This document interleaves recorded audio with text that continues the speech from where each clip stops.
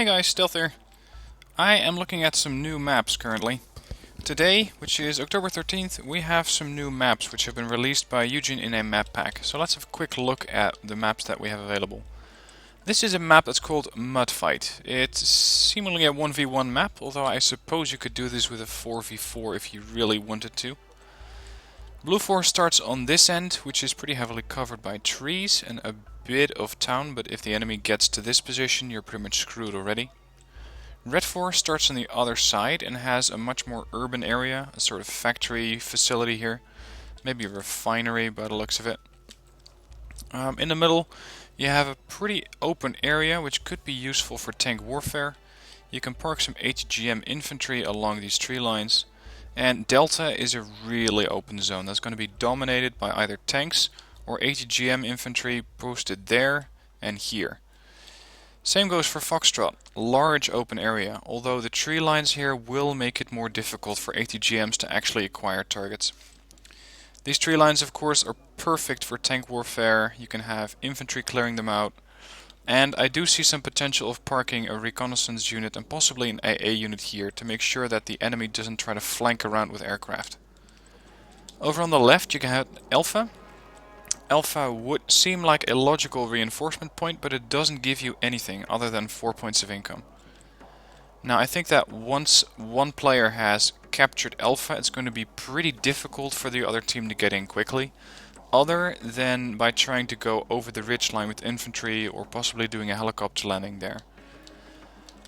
So that's the first map. This one is called Mud Fight. I'm gonna pause the video here and look at another video, or sorry, another map. Hang on.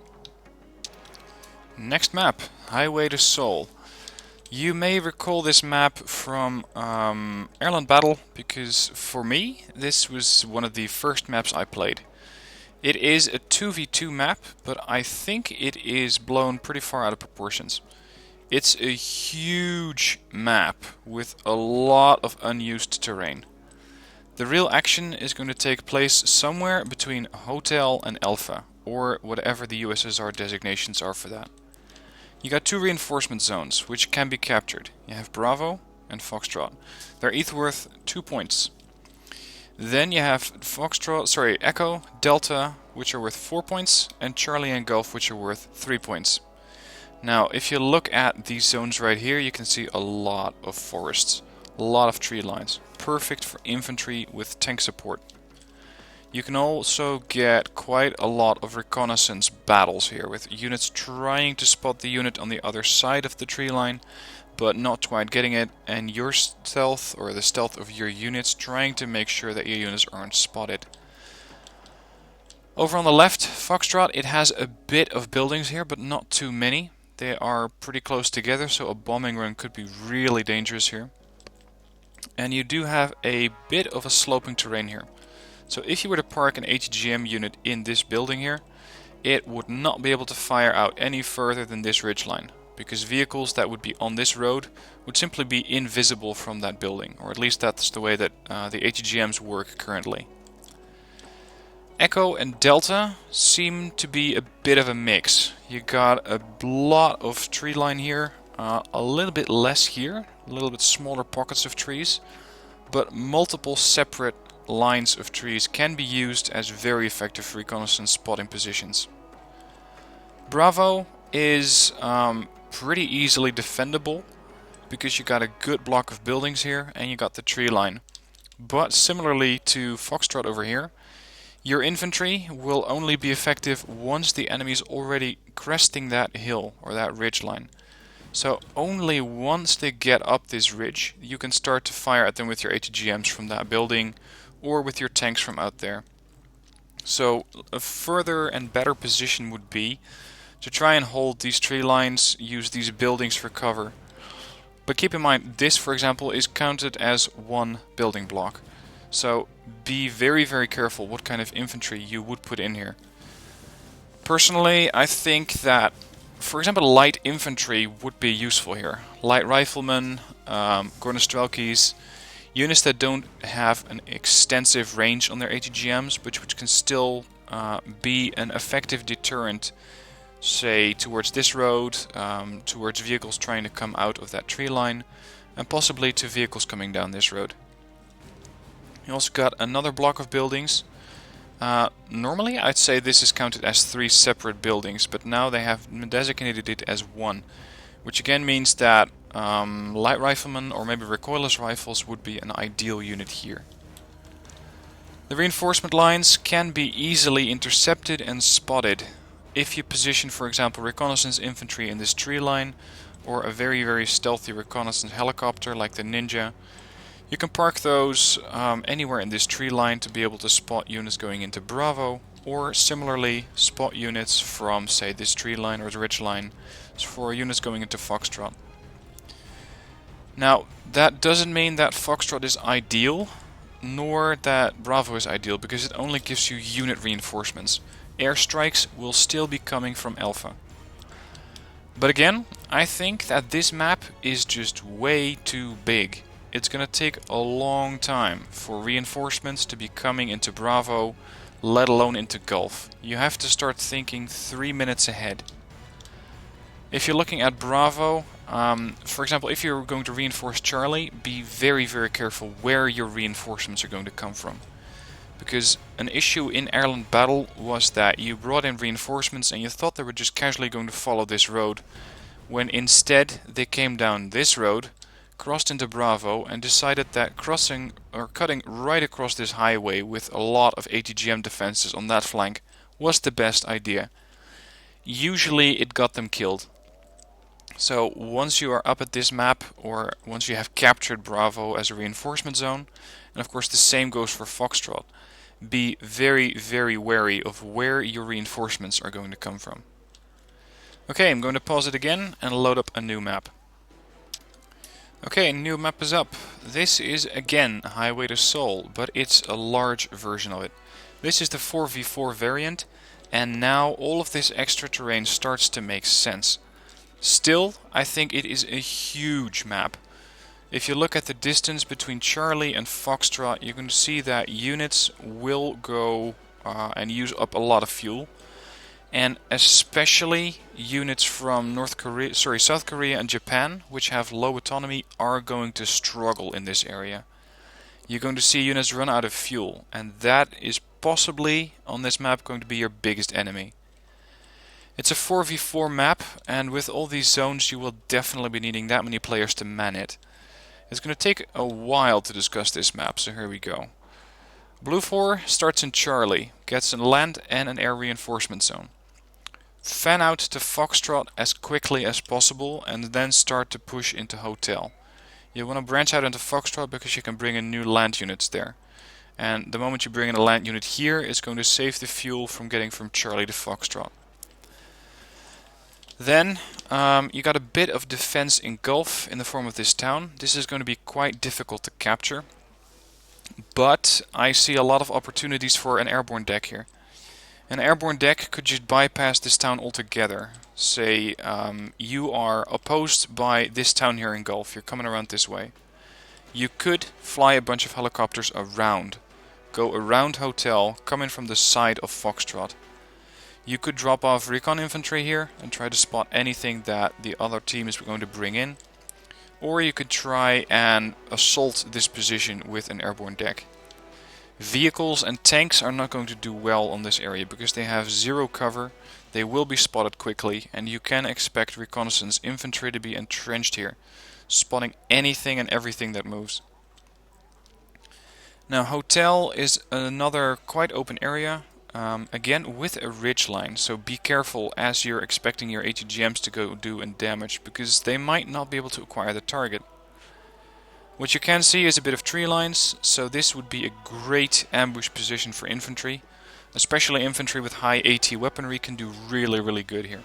Say a Gurkha with their Law 80, it can blow up an infantry transport that comes down this road and kill the infantry aside it, or it could even manage to possibly take out a tank, say a T-80 or a T-80 heavy that comes down this road. Moving on to Mike. I see Mike as a pretty open area. You got a lot of potential for ATGMs, especially from this building block. You can dominate anything that comes out of the cover here. Similarly, this building block can be used, although not as effectively, because you're going to run into a line of sight issue with this tree line here. Units that might come out of this tree line will receive an ATGM quickly, but if the ATGM is too slow, the unit may pull back and you will lose line of sight and the missile will miss the target. So this is an issue with Mike, and fortunately you have two building blocks here. You can make a combination of ATGM infantry and AA infantry. The tree lines here can be used to approach, but if I was going to try and push into Mike from hotel, I would put up a smoke screen and try to either bypass the zone completely using an airborne deck and going around, or trying to put up a smoke screen and try to capture these buildings as soon as possible. Because once you have these under your control, bringing in reinforcements from Lima is not going to be as easy. Lima itself is really easy to defend. You got a ton of tree lines, you got one highway rolling out of it, and two roads going towards the west and the east here. The rest of it is one giant tree line. You don't need to really worry about defending this side. That is, I'm assuming you're red 4, so you only need to engage units over here. This could be a really good position for defensive units. So think French tanks, which have really good accuracy. Maybe a Leopard will do here. I'm thinking of a Chimera, the Canadian tank destroyer. Good armor, doesn't need mobility here. Bit of a low rate of fire, but you can keep it constantly going. Now moving on, you can see that again there's a large distance between Kilo and Lima. This distance is a lot bigger than the distance between Foxtrot and Charlie. Not only that, but there's also not really a direct road to it. If I were to tell my command unit here to take the road, it would just take the road and roll right into Foxtrot, which is a major advantage for the team starting there. This one does have a road, but it's going to take a couple of turns, which always slows down your units. And you can see that they will go over this road and finally make it into Lima, but it's going to take a long time to get there. Other flanks here, I pretty much discussed these already, but the zones are distributed a bit different. Juliet here, which is a reinforcement zone, does have quite a bit of a defense position here. You got the tree lines, which you can use as cover. But there's also another pretty sharp ridge here, which means that a tank that's up there cannot shoot at infantry down here. Keep that in mind as you're going to defend this area. Over to the left, some more tree lines, but it's just one row of trees. That does count as cover, but it's not going to be ideal. You always want to have a bit more tree line cover, say something like that. So even as it is outside the zone, expect a push into this zone due to this being a good cover position, and make use of it as you're going to defend it. I briefly discussed the buildings that you can see here. They can be used by light infantry. I think that would be a good unit to put in here. But instead of being two separate zones, it's now one large zone, and it is, next to Delta, the biggest zone as far as income is concerned, giving you a +5 income advantage. So these two zones are going to be heavily fought over, and same goes for Hotel, because it's another +5 and it's right in the clash zone between two reinforcement routes. Finally, moving on to Delta, a lot of tree lines. This is probably going to be the terrain of fire support vehicles, tanks and infantry. Support units like mortars can be really useful here when you're providing smoke to hop from cover to cover, or to make sure that you're pushing a unit out of cover. If you're on this map, I would recommend bringing some kind of unit that has napalm capacity. Whether it's a napalm bomber, something like a napalm flamethrower, napalm infantry, anything that happens to deliver fire damage, and preferably larger areas of it.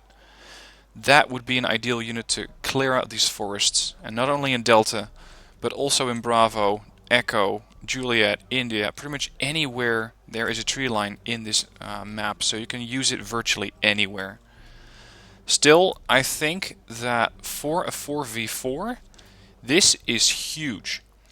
I would not be surprised if some of the 10v10 servers would start hosting this map as a 10v10, because there is so much room for troops that you're going to be either highly spread out in a 4v4, or you're going to see very little combat on, say, for example, Bravo in India, and absolutely nothing going on in Alpha and Juliet. Delta may see some skirmishes, but this over here in the middle of the map, this mountain, is not going to be fought over. So I think that Eugen made this map way too big for a 4v4. But time will tell if I'm right. Okay, pausing it again, loading up the new map. Okay, new map's loaded in, and this one's called the Green Mile. You can see that there is in fact a sort of green mile here, which is all the zones that you can capture down the middle of the map. Alpha, Charlie, Delta, Golf, India, Kilo and Juliet can all be captured. They are only worth income. They are not worth a reinforcement zone. For reinforcements you got a hotel and Bravo up there, and Red 4 will start with Echo and Foxtrot. Now this map is something that I remember from the campaigns. I just don't know if there's any map. Yeah, I think there is, but I forgot the name of it. There is a map that uses the same layout, but not the same layout in command zones, and I believe it's a bit smaller. So either they changed this map or they added some command zones. Now let's see how Blue 4 is going to start here. Notable is that these two zones both count as air reinforcement zones, and that's going to be useful. As far as defense goes, both have a pretty large town next door. You can see a good town as a defensible position here in a hotel. Hopefully you'll never have to use it, because it means that you lost out in India and Gulf. As far as the east side of hotel is concerned, you don't have a lot. You got a tree line, or a big forest really here. Otherwise, it is going to be really difficult pushing up either way. So you're going to see these tree lines being heavily fortified by tanks and ATGM vehicles possibly. Maybe some infantry as a holding force, but I wouldn't recommend it. And if you want to push into this zone or push the other way, you're going to need smoke screens. Tank warfare on an open area like this, and the same goes for Juliet, is not recommended. If I see a tank here and it is not heavily escorted by an AA wing, consisting either of, say, a book, maybe some Strelas, or if I see an Su-27 PU in the air, I'm going to go after anything that moves with an A-10, a Hornet, an Su-25, anything that has a very high anti-tank capability. Because you can see that other than a couple of tree lines, this is pretty much one big grassy field. It is going to be really difficult to hold this zone. If you want to hold it, try and go in with either a infantry CV, so an infantry command unit, which can be hidden here, or make sure you have a solid presence and going with a command tank, because a command tank might be able to survive a few hits, which it will guaranteedly take. Moving on to Kilo, a bit of buildings here, which will be easily identifiable as ATGM positions. Put some ATGM infantry in here and you got a good line of cover, which spans including into Juliet, which puts the team that starts here at a bit of an advantage, because the team that's going to start over here, so that's over in Hotel, does not have buildings here, so they cannot as easily deploy infantry, especially ATGM infantry. Now I'm zooming all the way in just to make sure that the terrain is actually flat. And there is just nothing here in the sense of inclines, ridges, or other useful features of the terrain that you can use to either block ATGMs or put ATGMs in. So Juliet and Kilo are going to be quite easy to fight over. That is, the one who gets here first is going to have a major advantage. Now, I'm expecting that the mirror version of Kilo over on the other side of the map will have a similar position, but possibly in the advantage of Blue 4, but we'll see that a little later. Next up, India. Large town on the side of Red 4 in this gameplay.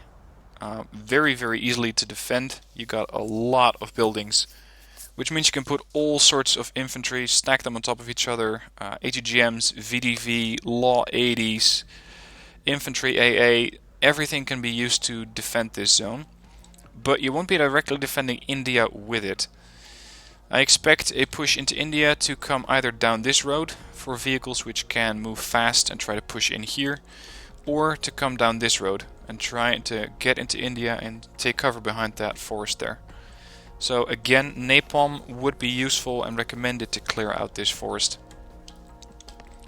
Over in Gulf we got a large industrial area, a lot of buildings here, and I think that this may be fought over with airborne landings. Whoever gets this position first has a pretty damn strong position on the middle of the map. So you might be able to see, say, a blue 4 landing here and a red 4 landing there, or Mi-24Vs slugging it out with Celtic helicopters. Anything to try and capture these strategic positions early on. Delta, a lot of tree line cover, pretty easy to both defend, but not so easy to go on the offensive here, because it is just way too open. Over in Charlie, pretty much what I had predicted. The map is balanced in the sense that Kilo has buildings on the side of Red 4, and Charlie has a large industrial complex on the side of Blue 4. So Blue 4 over here has the advantage if they can quickly capture this terrain and these buildings here, because they might be able to deploy ATGMs into Alpha. But the position, as far as I'm concerned, has advantages and disadvantages when compared to the other flank. If you're looking at Kilo, you can see that ATGM infantry here has pretty much a 60 or so, say 270 degrees vision. You can engage anything that comes down this road up into Juliet and say pretty damn far into Kilo. The team that starts over here does not have that advantage because you have a tree line in front of you.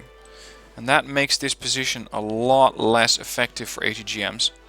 The only effective ATGM position would be there or there, with this one having the preference, but it can only see as far as that tree line. So you pretty much got a basic vision line of something along these lines. Of course you do have this tree line, so you can park a tank there relatively safely, and the amount of buildings that you have here, the number of buildings, is higher. So it's easier to actually defend this area. And then finally Alpha, pretty much a clone of what we've seen in Juliet. Very, very large open terrain, very difficult to hold. Although, if you were to come in from this side, you can fall back into this tree line easy. Red 4 doesn't have anything at this stage. So another very, very big map. Officially classed as a 4v4, but I would not be surprised if, again, you could see 10v10s on this map. I think it would be perfect for that, other than being really exposed in Juliet there and Alpha. You can see that it is a really, really big map. Personally, I don't think I'm going to enjoy this map that much, but I may dabble in it if I come across it, so we'll see about that. Okay, moving on to the next map. Okay, the final map that's been introduced. The map is called the Battle of Yuchalnok Pass. As far as I'm concerned, it sounds really, really much like You Shall Not Pass, but I think that that's going to be a new name of this map. Anyway, the map, as far as the terrain features are concerned, is basically straight to the point. The difference is that the command zones have been redistributed. Blue 4 usually starts in Hotel and Echo. That is where you get your land reinforcements, your air reinforcements, and possibly naval. Except that naval zones are not present on this map. You do not get any naval reinforcements. But you can capture Alpha over here. So you're going to see probably infantry CVs from helicopters landing on this terrain. Now, the main difference about this map, and I'm going to pan to the left, is that Red 4 is going to start on the same side. This is curious, because you're going to have a map which pretty much has two large engagement zones. And they are not where you would expect them to be. Normally, you have a large clash somewhere in Charlie, Foxtrot, and some of these buildings here, depending on whether someone is using naval or not. This is usually where everything goes to die. This time around, Blue 4 has Echo, Red 4 has India. That's on the one side of the map. On the other side, Red 4 has Mike, and Blue 4 has Juliet, which both count as land and air reinforcement zones, and that goes for all of the reinforcement zones that you have here. So what you're going to see is clashes in Hotel Gulf. This is going to be the new engagement line. And on the other side, you're probably going to see clashes in Lima and Bravo. Foxtrot is easy to capture, very easy to defend. You got a lot of tree lines here, but once the other team manages to get infantry in here, it's going to be hard to root them out. Easy to capture, easy to hold. Lima, a little bit less easy to hold, because you don't have that many positions to put your CV. Personally, I would put it somewhere along this tree line, or maybe an infantry CV in there, but that's a bit predictable. A lot of buildings here in Lima, easy to defend with infantry, ATGMs, tanks not so much, but having a tank or two, for example, back there would be useful to make sure that infantry, vehicles or transports that come over this bridge are going to get blown up right away.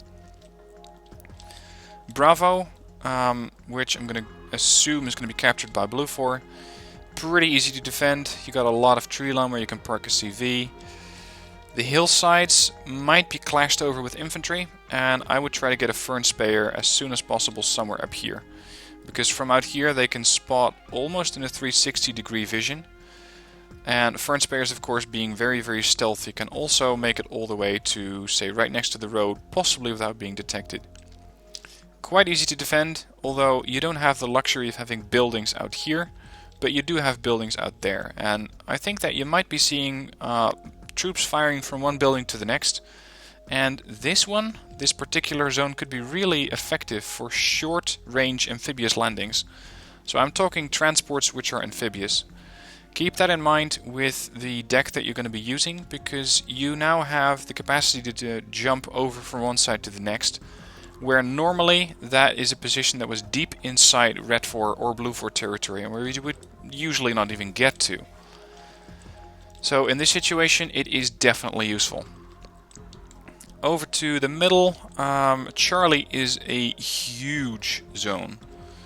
This is, I suppose you could say, almost the size of the entire Wonsan Harbor port facilities, possibly the size of 2 or 3 command zones there. Lot of buildings here. I'm not going to go over this in great extent, because you know this sector from straight to the point. The interesting part here is that this could be the 3rd engagement zone. So you need to really pay attention to where the conflict is taking place, because it could take place between Hotel Gulf and Delta, it could take place in Charlie, could take place along the edges of Foxtrot, could take place along Bravo and Lima. So basically, you could have an all-out war. But with a 4v4, I don't see that happening. Because normally, you're going to see people picking one side and sticking to it. So again, I think that this map is going to be interesting as a 10v10 and too big as a 4v4. Because you have just too much terrain to capture, too many zones to hold, and too many areas to worry about. I do think it's interesting that they have recycled the map. It's clever, of course, because they just don't have to recycle or rebuild a complete map, put buildings down, etc. And personally, I'm a bit surprised at how long it took Eugen to implement these maps. I'm not ungrateful, but this is just straight to the point. And to be straight to the point, they could have easily put these reinforcement zones or command zones here and said, ta-da, we got a new map.